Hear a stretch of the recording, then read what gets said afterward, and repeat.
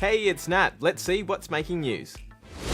Massive wildfires are still burning across the US West Coast, with firefighters working hard to contain nearly 100 blazes. Here's Charlotte.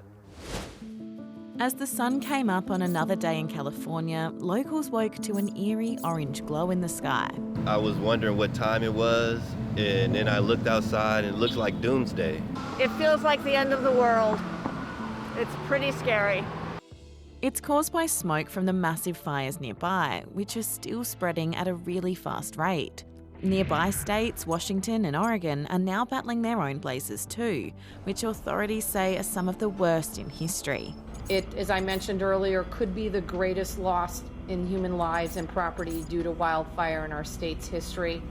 My heart goes out to all of the families impacted by this devastating event.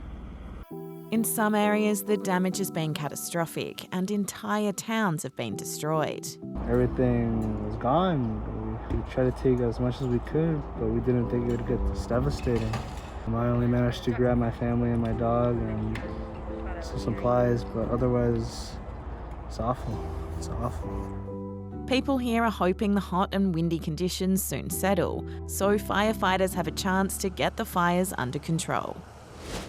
2/3 of the Earth's animals have been wiped out in just 50 years. Those are the latest figures from the World Wildlife Fund. It says farming, deforestation and habitat loss are to blame. It is very serious, and that's what needs to change. Instead of being sad about nature loss or extinction of wildlife decline, we should be worried, and that should trigger action. Brazilian surfer Maya Gabeira has broken her own world record for riding a really big wave.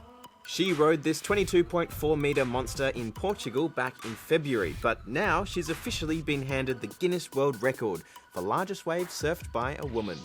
It's also the biggest wave ridden by any surfer over the past year.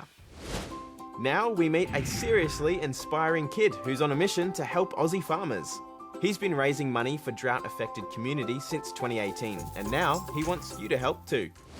Fiver for a Farmer is a charity I started about 3 years ago, and it was just by watching a BTN clip about the drought, and it kind of put a fire in my belly, and a Fiver for a Farmer popped into my head, and it was the most perfect idea ever. Now, Jack's raised almost $2 million by holding special events and setting up a GoFundMe page. I picked 2 charities and some of the nicest people who just volunteered to help out the farmers in need. Next Friday, he's hosting a Fiver for a Farmer event where he wants people to dress up like a farmer and support local by having an all-Aussie ingredient lunch. So next Friday is the big day and I am so excited. I love it every year. Well, my school, we're all going to dress up. We don't need to donate though. And we're going to put on a big sausage sizzle and everyone's going to bring an all-Australian lunch. I love a good sausage sizzle, like who doesn't? Jack wants everyone to do their bit and says schools can still register for the event. It's definitely changed my whole life completely, my whole outlook on life. I just want to make sure that every kid out there doing it tough right now, there's light at the end of the tunnel, and make sure you smile and have a great day. Now, I have a friend that likes to put sugar in his Milo. Sugar in his Milo. That already has sugar in it. Much like these next stories, that's a bit rich. A French car maker has unveiled a new car for people as young as 14. Yes, you heard that right. In France, if a small car meets certain specifications, then you're allowed to drive it without a license. The most basic version will set you back nearly $10,000.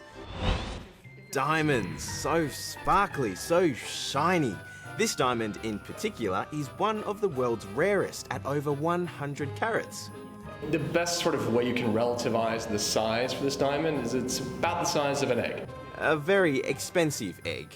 It's going up for auction where it could fetch up to $40 million. You might remember we told you about this copy of Ed Sheeran's very first album. Well, it's been sold and it ended up selling for $88,000.